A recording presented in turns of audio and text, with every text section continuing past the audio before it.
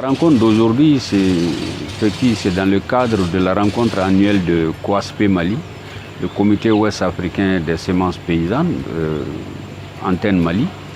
C'est le genre de rencontre que nous faisons chaque année, à cette période de l'année, pour essayer d'échanger sur les activités écoulées durant l'année et faire le point.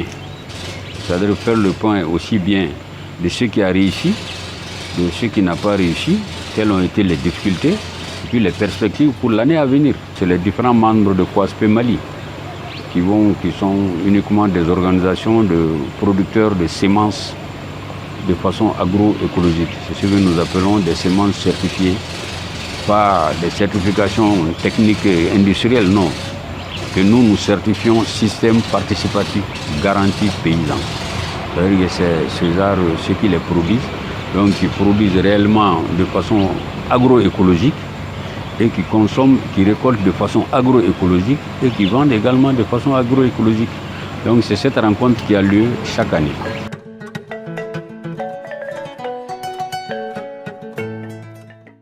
C'est au niveau des jardins d'Ambé que nous avons organisé la réunion du comité de coordination élargie du COASP Mali, qui est le réseau des organisations paysannes et organisations de paysans et de paysannes engagés pour la promotion des systèmes semenciers paysans et la biodiversité pour l'agriculture, l'alimentation.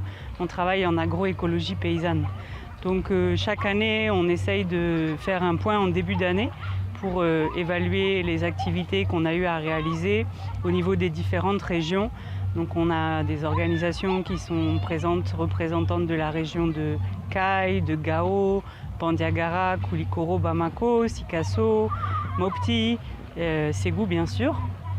Et cette année, on a voulu aussi faire un focus sur la question des systèmes participatifs de garantie, en tout cas l'assurance qualité au sein de nos systèmes semenciers paysans, puisque si on a des droits et comme on les a défendus au niveau de la politique semencière pour reconnaître les systèmes semenciers paysans, on a aussi le devoir de sélectionner et de mettre en circulation des semences paysannes de qualité.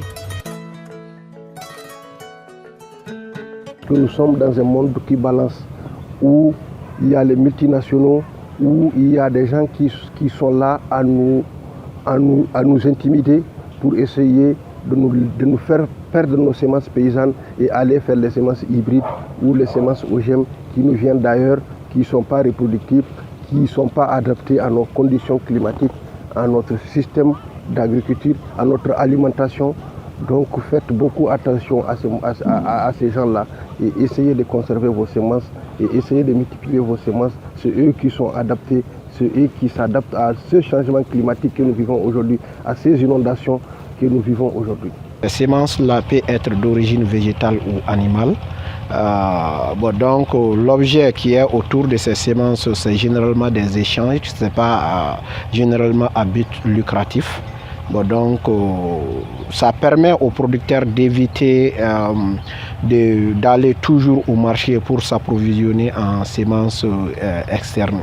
Et l'une des propriétés de ces semences également est qu'ils soient reproductibles de façon continue tout en gardant leur propriété à s'adapter au milieu. Au cours de ces 3 ou 4 jours de réunion, au-delà de faire le bilan des activités, on a aussi travaillé autour de comment évaluer la qualité de nos semences paysannes, avec quels critères et comment on s'organise pour assurer cette qualité au sein de notre dispositif qu'on a baptisé les cases vivantes de semences paysannes, donc qui sont un dispositif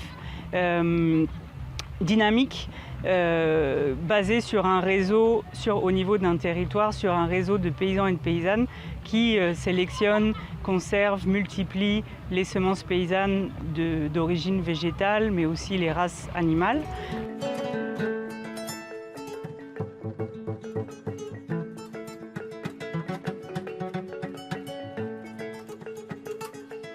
Les cases sont des mécanismes autour de la conservation des semences. Ça peut être une case où des gardiens, des personnes physiques, les gardiens de conservation de ces semences-là, dans une zone ou dans une localité bien déterminée qui assure la multiplication et la diffusion de ces semences-là. Bon, donc si c'est une case physique, ça doit être un espace animé. Et dans cet espace-là, on doit amener des semences de diverses origines qui sont bien identifiées, dont l'origine est connue et qui sont reproductibles. Et si c'est une personne physique, la référence doit être une personne qui est en mesure de produire et multiplier ces semences-là et de distribuer dans sa communauté.